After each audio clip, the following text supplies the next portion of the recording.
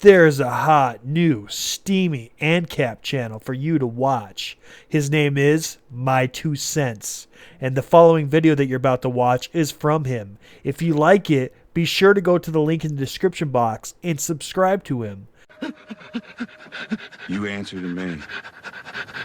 You provide for me. You belong to me. Right? Speak when you're spoken to! You answer to me. You provide for me. Provide for you. You belong to me. Right? Right. Right. That is the look I wanted to see.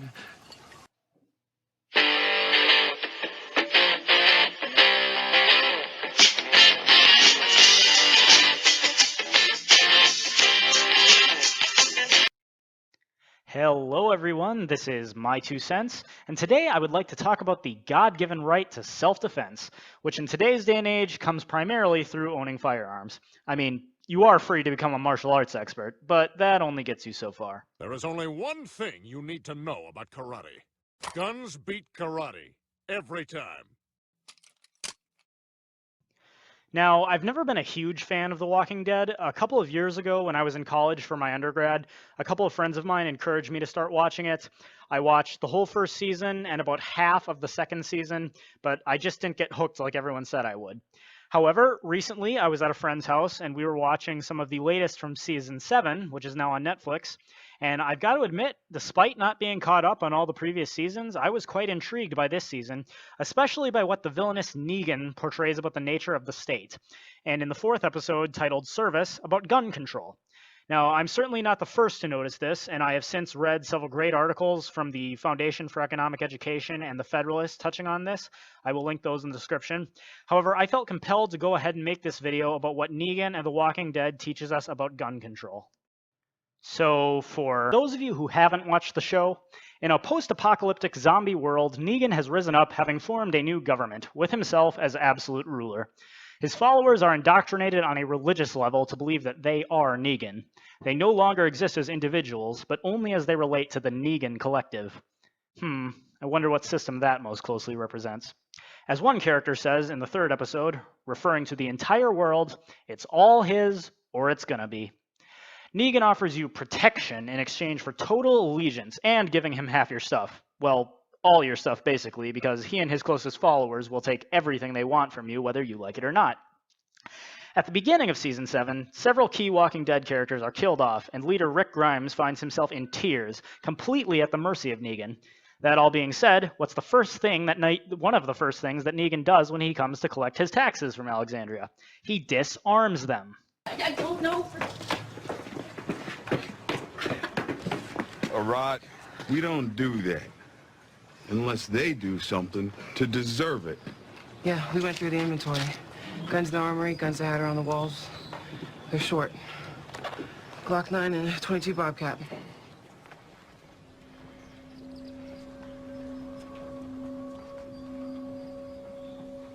Is that true? We had some people leave town. Those guns probably went with... So Olivia sucks at her job. Is that what you're saying? No, I'm not saying There should be a that. full accounting here, right? Top to bottom. Am I right? No. I mean, yes. The inventory's correct. Good. But not so good, too. You see, what's in here isn't in there. You're 2 handguns short. Do you know where they are? No,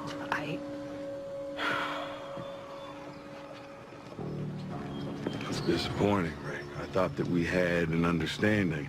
But this, well, this shows that someone's not on board. And I can't have that.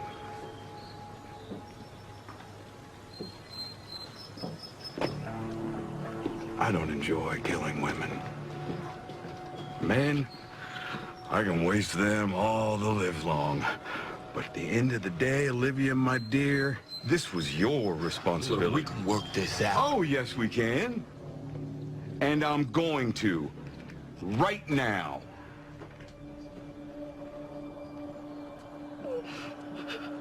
This was your job, and you screwed up. Keeping track of guns? That shit is life and death. That's the thing about the state, and I mean any state. If the state is going to maintain control over its citizens, it has to ensure that its citizens don't have the means to rebel.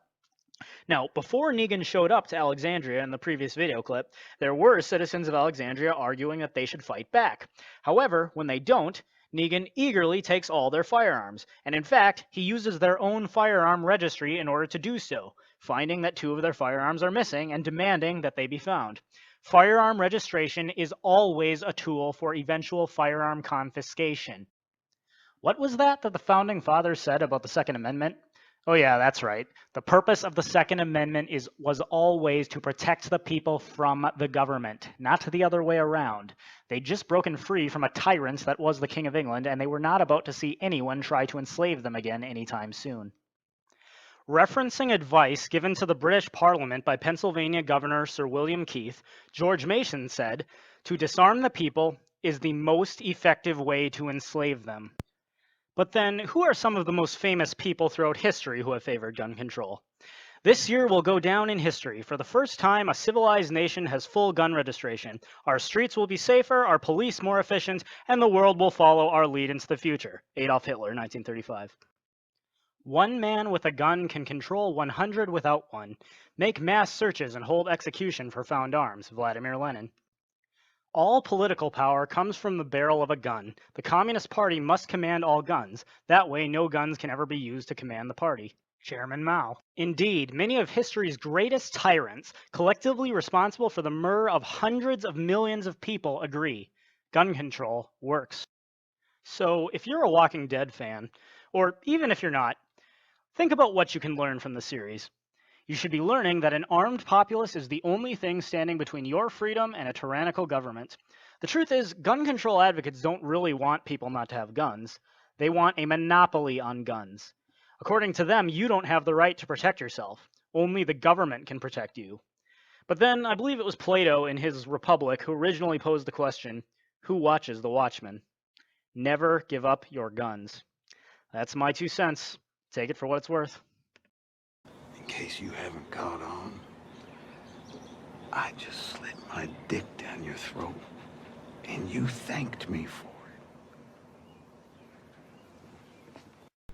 Alright guys, if you like this video, be sure to subscribe to My 2 Cents. Link is in the description box. Catch you on the next episode.